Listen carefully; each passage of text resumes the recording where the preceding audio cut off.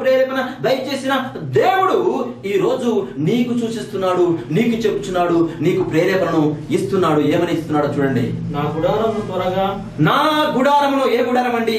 ఈ గుడారం అండి. మనందరం కూడా ఈ గుడారంలో ఉన్నాం కదా. ఏ గుడారము? శరీరం అనే గుడారంలో ఉన్నాం. మరి ఈ లోకం అనే గుడారంలో నివసిస్తున్నాం. ప్రేమించవాలరా, ఈ గుడారము త్వరగా వెంటనే విడిచిపెట్టవలసి వచ్చిన ఎరిగి. సరిగా చదవండి. విడిచిపెట్టవలసి వచ్చిన విడిచిపెట్టవలసి వచ్చినని ఎరిగి నేను ఈ గుడారంలో ఉన్నంత కాలము ఈ సంగతులను, ఏ సంగతులను జ్ఞాపకం చేస్తున్నారంటే, ఈ గుడారము నేను విడిచిపెట్టే సమయం ఆసన్నమైనది కనుక నేను ఒక రోజు విడిచిపెట్టాలి కనుక ఈ గుడారంలో ఉన్న సమయంలో దేవునికి స్తోత్రం. ఎందుకంటే ఈ గుడారాన్ని విడిచిపెట్టి వెళ్ళిన తర్వాత, అనగా మరణించిన తర్వాత క్రీస్తును ప్రకటించలేవయ్యా. కనుక ఈ లోకంలో ఉన్న సమయంలో క్రీస్తును ప్రకటించాలి. క్రీస్తుకు నీవు మహిమకరంగా జీవించాలి. ఎందుకు నేను క్రీస్తుకు మహిమకరంగా జీవించాలి? నా కొరకు నేను నన్ను మహిమపరుచుకుంటాను, నా కొరకు నేను జీవిస్తాను, నా కుటుంబం కొరకు జీవిస్తాను, నా అన్నదమ్ముల కొరకు నేను జీవిస్తాను. ఎందుకు ఆయన కొరకు జీవించాలంటే అపోస్తలుడైన పౌలు మాట చూడండి. రోమీయులకు రాసిన పత్రిక 8వ అధ్యాయంలో మనం గమనించినట్లయితే అక్కడ ఒక బలమైన మాటతో నిన్ను నన్ను ఆయన బలపరుస్తున్నాడు. 29వ అధ్యాయం 23 నుంచి చదవండి ప్రేమించేవాళ్ళారా. ఆనాడు హోషేయ ద్వారా ప్రకటించాడు. ఈనాడు మరి ప్రవర్తనటువంటి దేవుడి దాసుడైనటువంటి పౌలు ద్వారా ప్రకటిస్తున్నాడు. రోమీయులకు రాసిన పత్రిక మరి 9వ అధ్యాయము 23 నుంచి 26 చదువుకుందాం. మరియు మహిమ పొందుటకు ఆయన ముందుగా సిద్ధపరిచిన కరుణాపాత్ర గచ్చముల ఎడల అనగా యూదులలో నుండి మాత్రము కాక అన్య జన్మలలో నుండి ఆయన పిలిచిన మన ఎడల. దేవునికి స్తోత్రములు. యూదుల నుంచి కాదు గాని అన్యజనుడు. మనందరం కూడా యూదులము, ఇశ్రాయేలుము కాదండి. చాలా మంది ప్రకటిస్తుంటారు మనం యూదులము అని చెప్పి. ఇశ్రాయేలుము కాదండి. మనం యూదులము కాదు, ఇశ్రాయేలుము కాదండి. మనం అన్యులం, అనగా క్రీస్తుని ఎరుగని జనాంగం. ఒకప్పుడు ఆయన తెలియని గుడ్డివారం.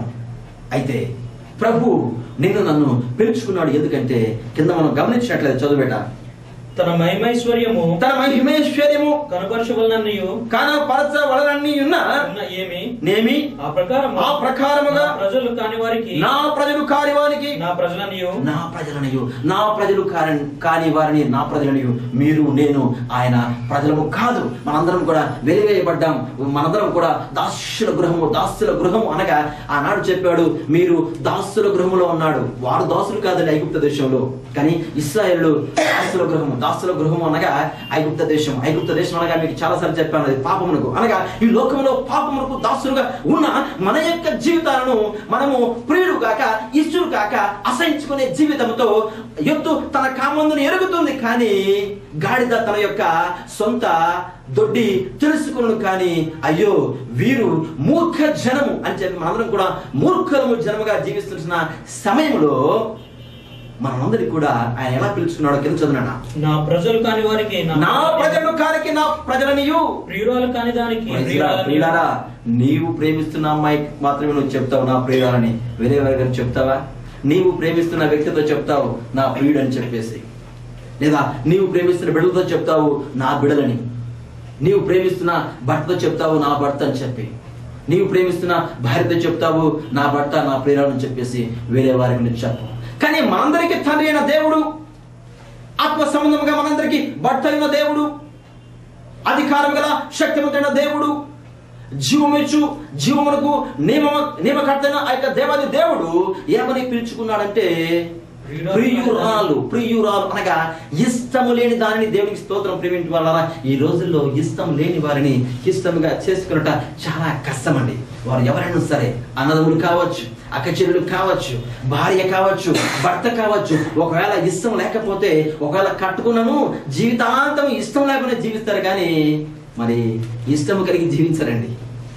జీవిస్తారంటారా? ఏమండి, జీవిస్తారా? కానీ దేవాది దేవుడు మనం ఆయనకు ఇష్టము కాకున్న సమయంలో, మనందరూ కూడా వెలివేయబడిన సమయంలో ఆయన మనల్ని పిలుచుకొని మన కొరకు తన యొక్క మహిమను వదులుకొని ఆయన చేసిన గొప్ప కార్యము ఏమిటి అనగా చూడండి, ఏమని పేరు పెట్టాడో చూడండి. మరియు చదవనా, మరియు జరుగునదేమనగా మీరు నా ప్రజలు కారని ఏ చోట వారితో చెప్పబడను ఆ చోటనే జీవం గల దేవుని కుమారులని ఆ చోటనే జీవము గల దేవుని కుమారులని వారికి పేరు పెట్టబడిందని చెప్పేసి హోషేయలో రాయబడి చూపిస్తున్నాడు. హోషేయ గ్రంథంలో మనం గమనించినట్లయితే 2వ అధ్యాయం 23 వచనములు ఆ మాట రాయబడుతున్నది కనుక ఆ మాటను ఎత్తి పట్టుకొని అపోస్తలుడైన పౌలు రోమ సంఘానికి ఆయన రాస్తున్నాడు. ఏమంటే ఒకప్పుడు ఆనాడు యూదులతోనూ ఇశ్రాయేలుతోనూ చెప్పిన దేవుడు ఈనాడు మనతో అనగా నీతో నాతో చెప్పుచున్న మాట ఏమిటంటే ఒకప్పుడు అసహ్యపడబడిన మీరు కుమారుడుగా దుర్భిజులుగా ఉన్న మీరు మిమ్మల్ని కుమారుడుగా చేసుకున్నాను. కనుక మీరు చేయవలసిన పని ఏమిటంటే దేవుని కుమారుడైన నీవు ఏ కుమారుడైనా సరే తన తండ్రి గురించి మరి ఎక్కువగా చెప్తాడు, తన తండ్రిని మహిమపరుస్తాడు, తన తండ్రి కోసం జీవిస్తాడు, తన కుటుంబం కొరకు జీవిస్తాడు. అయితే నీవు కూడా ఆ ఇంటిలో అనగా దేవుని యొక్క సంఘమునకును ఆ యొక్క యెరూషలేమునకు నీవు కూడా ఆ ఇంటిలో నమ్మకస్తుడివి. ఆనాడు మోషే నమ్మకస్తుడు, అయితే నీవు మాత్రం ఆ ఇంటిలో కుమారుడు కనుక కుమారుడైన వాడు ఇంటిలో నమ్మకస్తుడి కంటే కూడా మరి ఎక్కువగా ఆయన్ను అంటే మహిమపరచాలి. కనుక నిన్ను జనం కాకుండా అనగా ఆయన యొక్క మిత్రుడు, ఆయన యొక్క స్నేహితుడుగా, ఆయన యొక్క మరి సహచారిగా ఉన్న సమయంలో ఆయన మిత్రుడుగాను స్నేహితుడుగాను తన కుమారుడు చేసుకున్నాడు. కనుక నీవు చేయవలసిన పని ఏమిటంటే ఈ లోకములో ఉన్నంత కాలము ఈ గుడారాన్ని విడిచిపెట్టే సమయము ఆసన్నమై ఉన్నది. కనుక నీవేమి చేయాలంటే ఒకరిని ఒకరు రేపాలి. దేవుడికి స్తోత్రం. ఒకరిని ఒకరు రేపాలి. రేపడం అంటే ఏమిటండి? ఈ రోజుల్లో దేనికి రేపుతారండి? దేనికి రేపుతారు? ఒకరినొకరిని కదా, యుద్ధానికి రేపుతారండి కదా. ఒకరి మీద ఒకరు పోట్లాడుకు రేపుతారు. సాతానుడు అడిగితే చాలా ఇష్టంగా ఉంటాడు. ముగ్గురు సహోదరులు బాగా కలిసి అన్యోన్యంగా ఉంటే వాడి మధ్యలో మరి నాకు ప్రాధాన్యత ఇవ్వట్లేదు కదా అని చెప్పేసి సాతానుడు ఏం చేస్తాడంటే, ఎందుకంటే నా క్రియల గురించి వారు మాట్లాడుకోవట్లేదు. ఏ కుటుంబం ఆత్మ సంబంధంగా ఉంటే ఆ కుటుంబంలో ప్రవేశిస్తాడు వీడు. కారణం ఏమిటంటే వాడి ఉద్దేశం ఏంటంటే నా గురించి చోటు ఇవ్వట్లేదు, నా గురించి మాట్లాడట్లేదు కదా, జీవము గల దేవుని గురించి మాట్లాడుతున్నారు కదా, వీరు జీవము గల కుమారుడు కదా, వీరిని జీవము గల కుమారుడుగా కాకుండా నా కుమారులుగా చేసుకుంటానని వాడికి ఎంతో తాపాత్ర్యం అండి. వాడు పరిగెడతా ఉంటాడు కదా. ఈ రోజుల్లో పాపం చేయడం కొరకు ఆ అనేక యవనస్తులు పరిగెడతారండి కదా, మెల్లగా నడవరండి, పరిగెడతారు. దేనికి? పాపం చేయడానికి.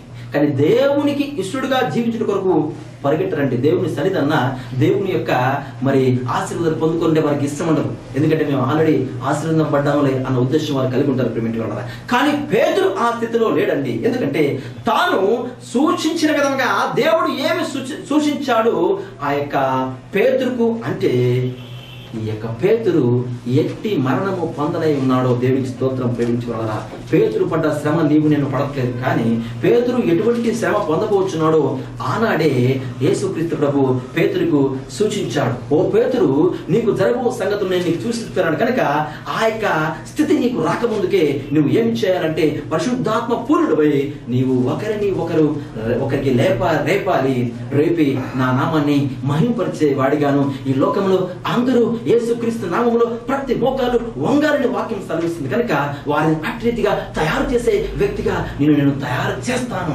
ఎందుకంటే నీ ద్వారా నేను ఈ లోకంలో సమస్తాన్ని, కారణం ఏంటంటే ఆరోజు చెప్పాను, నేను మనుషులు పట్టు జానులుగా చేస్తానని. ఆనాడు పేదతో చెప్పిన దేవుడు నీతో చెప్తున్నది ఏమిటంటే నీవు కూడా కూర్చున్న నీవు, వింటున్న నీవు, గ్రహిస్తున్న నీవు, నీ హృదయంలో ఈ యొక్క మాటలు దాచుకుంటున్న నీవు ఏం చేయాలంటే ఒకరిని ఒకరు రేపేవాడిగా నేను ఉండాలి ప్రేమించి వాళ్ళ. ఎందుకంటే చాలా మంది అనుకుంటారు యేసుక్రీస్తు ప్రభు ఈ రోజు నన్ను ఎన్నుకున్నాడు అనుకుంటారు. కాదు, కానీ ఈ రోజు నిన్ను క్రీస్తు ఎన్నుకోవడం కాదు కండి. నువ్వు 10 సంవత్సరాలు బాప్తిసం తీసుకునవచ్చు, లేదా 20 సంవత్సరాలు బాప్తిసం తీసుకునవచ్చు, కానీ యేసుక్రీస్తు ప్రభు నిన్ను ఎప్పుడు ఎన్నుకున్నాడు అంటే కొంతమంది అనుకుంటారు నేను మనని రక్షణ పొందారు కదా, మనని దేవుడి సన్నిధికి వెళ్తున్నాను కదా, ఎందుకు నేను ఇంకనూ బలపడాలి కదా అనుకుంటున్నారు. కానీ దేవుడు నన్ను మన్నే ఎన్నుకుంటాడు అని చెప్పుకుంటాడు. కానీ దేవుడు అనాది సంకల్పం చొప్పున యేసుక్రీస్తు నందు నిన్ను ఎప్పుడో ఎన్నుకున్నాడు ప్రేమిటి వాళ్ళ. ఎందుకంటే అపోస్తలుడైన పౌలు ఎఫెసీయుల సంఘానికి రాస్తున్నాడు. 1వ అధ్యాయం 14వ వచనంలో గమనించినట్లయితే దయచేసి చదవండి.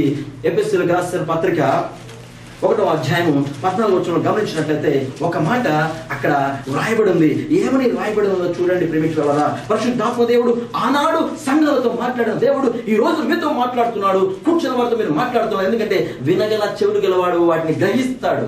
వినగల చెవులు ఎవరికైతే ఉన్నాయో వాడు మాత్రమే గ్రహిస్తాడు. కానీ ఒకవేళ ఈ రోజుల్లో చెవిటి వాడు గ్రహించడు. దేవుని వాక్యాన్ని ప్రక్కలో పట్టిస్తాడు. కానీ దేవుని హృదయాన్ని మన దేవుడికి ఇచ్చుటకు సిద్ధంగా ఉన్నారు.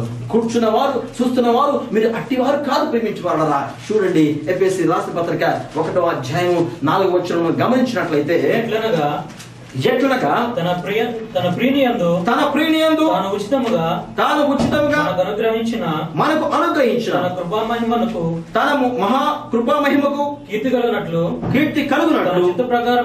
తన చిత్త ఎఫెసీ 1:4 చెప్పండి. తన చిత్త ప్రకారమైన దయా సంకల్పము చొప్పున యేసుక్రీస్తు ద్వారా తనకు కుమారుడుగా స్వీకరించుటకే దేవుని స్తోత్రములు. దేవుని పిల్లలకు కుమారుడుగా కుమార్తెలుగా స్వీకరించుట కొరకే మనలను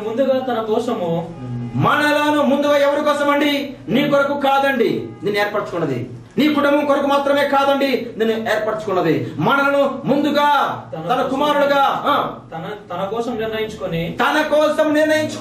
తన కోసం నిన్ను ఎన్నుకున్నాడు దేవుడు. నీ కోసం కాదు, తన కోసం నిన్ను ఎన్నుకున్నాడు. తన కోసం నిన్ను ఏర్పరచుకున్నాడు. తన కొరకు నువ్వు బ్రతకాలని నిన్ను బ్రతికిస్తున్నాడు. లేకపోతే ఈ రోజు నువ్వు నిలిచి ఉండేవి కాదు. ఈ రోజు నీవు చూస్తూ ఉండేవాడు కాదు. ప్రేమించి వాళ్ళారా చదవండి.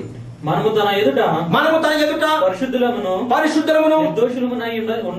నిర్దోషులమై ఉండవలనని జగత్ పునాది అనగా ఈ యొక్క భూమిని ఆకాశమును సృష్టింపక మునిపే దేవుడు ఏమి చేశాడంటే పరిశుద్ధులుగాను నిర్దోషులుగాను నిష్కలకలుగాను అనగా పరిపూర్ణులై జీవించాలని ఆయన యొక్క ఉద్దేశం. ప్రియుడా, జగత్ పునాది వేయబడక మునిపే, ఈ లోకము సృష్టింపక మునిపే, ఈ లోకంలో పునాదులు వేయబడక మునిపే ఆయన ఏం చేశాడంటే తన యొక్క ప్రేమ చేత శాశ్వతమైన ప్రేమతో ప్రేమిస్తూ విడువక నీడల నాడల కృప చూపుచున్న ఆ యొక్క దేవాది దేవుడు విడువక ఎడల కనిపెట్టి కరుణించు మంచి కాపరినటువంటి ఆ యొక్క యేసుక్రీస్తు ప్రభువు ఏం చేశాడంటే తన యొక్క ప్రేమ చేత ఆయన క్రీస్తులో మనలను ఏర్పరచుకున్నాడు. ఆయన క్రీస్తులో మనలను అనగా నిన్ను నన్ను మనందరినీ ఏర్పరచుకొని ఏం చేశాడంటే చదవనా.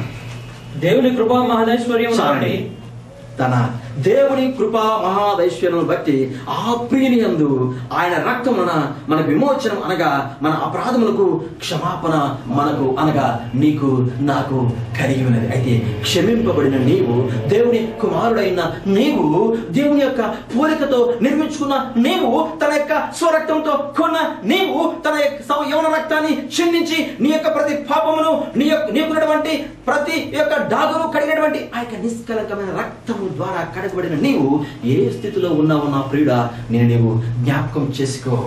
ఇతరులకు జ్ఞాపకం చేసేవాడిగా ఉన్నావా, లేకపోతే ఇంకను నీకు జ్ఞాపకం వేరేవారు